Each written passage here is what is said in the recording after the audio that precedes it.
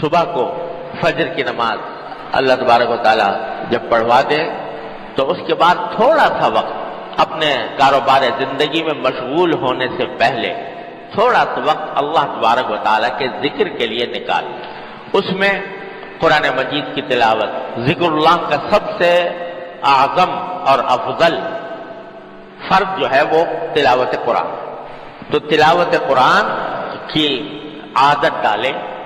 فجر کو کوئی دن خالی نہ ہو جس میں قرآن کریم کی تلاوت نہ ہو گئی ہو، تھوڑی ہی صحیح لیکن کوئی دن تلاوت سے خالی نہ جائے۔ تلاوت کے بعد کچھ اذکار کا معمول ہو، سبحان اللہ وبحمدہ، سبحان اللہ العظیم، سبحان اللہ والحمدللہ ولا الہ الا اللہ واللہ اکبر، استغفار، درود شریف۔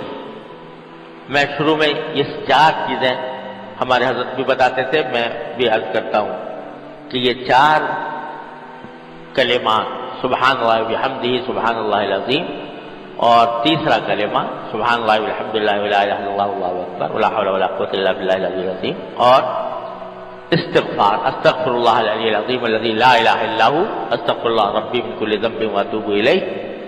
ایک مرتبہ استغفر اللہ العظیم الذی لا الہ الا هو، ایک مرتبہ استغفر اللہ ربی من کل ذنب واتوب الیہ، اس کی ایک تسبیح، اور پھر درود شریف کی۔ درود ابراہیمی سب سے افضل ہے، وہ نہ ہو تو اور کوئی مختصر، اللہم صلی علی سیدنا مولانا محمد النبی الامی وعلی آلہ وصحبہ وبارک وسلم علیہ۔ یہ تو یوں سمجھو کہ جس کو حضرت فرمایا تھا صبح کا ناشتہ ہے، اس کے بغیر جو روح کی غذا نہیں ہوگی۔ فجر پڑھی، اللہ تعالیٰ سے دعا کی، یا اللہ آج کا دن شروع ہو رہا ہے، اپنے فضل و کرم سے اس دن کی خیر عطا فرما۔ حضور اقدس صلی اللہ علیہ وسلم بھی دعا، یا اللہم انی اسألک خیر ھذا الیوم وخیر ما بعدہ واعوذ بک من شر ما فی ھذا الیوم وشر ما بعدہ۔ اللہم انی اسألک خیر ھذا الیوم وفتحہ ونصرہ ونورہ وبرکتہ وہداہ۔ اللہم اجعل اول ھذا النہار صلاحا واوسطہ فلاحا وآخرہ نجاحا۔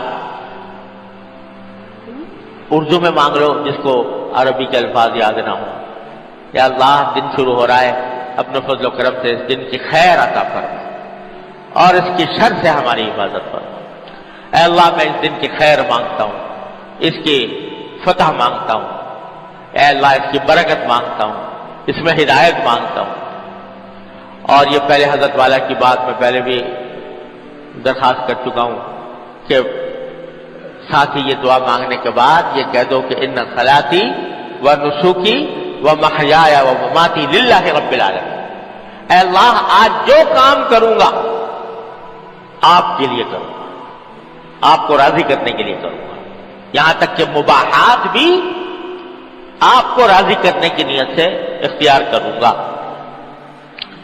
یہ نیت کر لو، تصور کر لو کہ دن بھر میں فلاں فلاں کام کرنے ہیں، اللہ فلاں نیت سے کروں گا۔ پھر دعا بھی مانگ لو کہ اللہم ان قلوبنا و نواصینا و جوارحنا بیدک۔ اے اللہ ہمارے سارے دل بھی آپ کے قبضے میں ہیں، ہماری پیشانیاں بھی آپ کے قبضے میں ہیں، ہمارے اعضاء بھی آپ کے قبضے میں ہیں۔ فکن انت ولینا، تو اللہ آپ ہی ہمارے کارساز بن جائیے کہ ہم ان کو آپ کی رضا میں استعمال کریں۔